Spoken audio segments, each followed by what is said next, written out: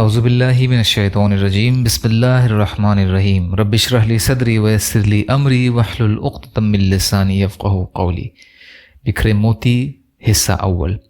مہنگا بیچنے کے لیے غلہ جمع کرنا مہلک بیماری کا سبب ہے۔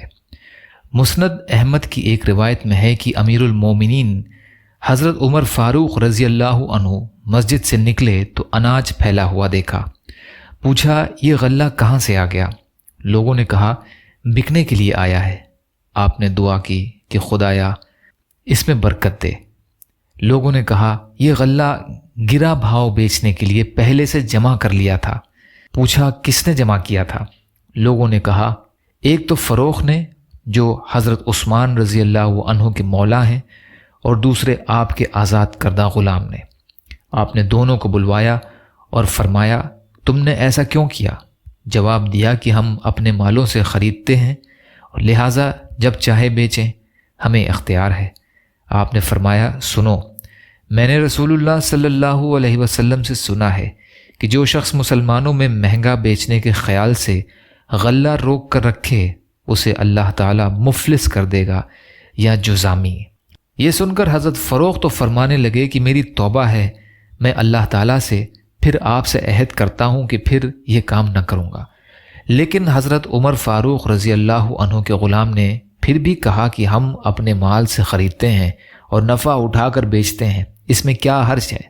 راوی حدیث حضرت ابو یحییٰ رحمۃ اللہ علیہ فرماتے ہیں کہ میں نے پھر دیکھا کہ اسے جزام ہو گیا، یعنی کوڑھ کی بیماری ہو گئی اور جزامی بنا پھرتا تھا۔ ابن ماجہ میں ہے کہ جو شخص مسلمانوں کا غلہ گرے بھاؤ بیچنے کے لیے روک رکھے اللہ تعالیٰ اسے مفلس کر دے گا یا جزامی کر دے گا، یعنی کوڑھ ہی کر دے گا۔ تفسیر ابن کثیر۔ انسان کے تین دوست، علم، دولت اور عزت، تینوں دوست تھے۔ ایک مرتبہ ان کے بچھڑنے کا وقت آ گیا۔ علم نے کہا مجھے درسگاہوں میں تلاش کیا جا سکتا ہے۔ دولت کہنے لگی مجھے عمرہ اور بادشاہوں کے محلوں میں تلاش کیا جا سکتا ہے۔ عزت خاموش رہی۔ علم اور دولت نے عزت سے اس کی خاموشی کی وجہ پوچھی تو عزت ٹھنڈی آہ بھرتے ہوئے کہنے لگی کہ جب میں کسی سے بچھڑ جاتی ہوں تو دوبارہ نہیں ملتی۔ داعی کی 10 صفات۔ سو آپ اسی طرف ان کو برابر بلاتے رہیے۔ دوسرا یہ، اور جس طرح آپ کو حکم ہوا ہے اس پر مستقیم رہیے۔ تیسرا، اور ان کی فاسد خواہشوں پر نہ چلیے۔ چوتھا، اور آپ کہہ دیجئے کہ اللہ نے جتنی کتابیں نازل فرمائی ہیں سب پر ایمان لاتا ہوں۔ پانچواں، اور مجھ کو یہ بھی حکم ہوا ہے کہ اپنے اور تمہارے درمیان میں عدل رکھوں۔ چھٹا، اللہ ہمارا بھی مالک ہے اور تمہارا بھی مالک ہے۔ ساتواں، ہمارے اعمال ہمارے لیے اور تمہارے اعمال تمہارے لیے۔ آٹھواں، ہماری تمہاری کچھ بحث نہیں۔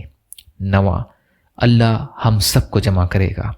10واں، اور اس میں شک ہی نہیں کہ اسی کے پاس جانا ہے۔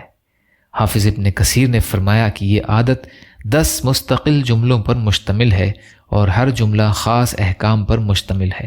گویا اس میں احکام کی 10 فضیلتیں مذکور ہیں۔ اس کی نظیر پورے قرآن میں ایک آیت الکرسی کے سوا کوئی نہیں۔ آیت الکرسی میں بھی 10 احکام کی 10 فضیلتیں آتی ہیں۔ یا اللہ ہم سب کو کہنے سننے سے زیادہ عمل کی توفیق عطا فرما۔ یا اللہ مظلوم فلسطینیوں کی، کشمیریوں کی، روہنگیا مسلمانوں کی اور مسلمان جہاں بھی پریشان حال ہیں، ظالموں کے ظلم کا شکار ہیں، یا اللہ آپ ان کی بھرپور مدد فرمائیے۔ یا اللہ ہم سب کو اپنی استطاعت کے بقدر اپنا حق ادا کرنے والا بنائیے۔ یا اللہ آپ قادر مطلق ہیں، ہر شے پر قادر ہیں، آپ کے لیے ہر چیز آسان ہے، ہمارے لیے بھی آسانیاں پیدا فرمائیے۔ صبر کرنے والا، شکر کرنے والا اور اچھی طرح عبادت کرنے والا بنائیے۔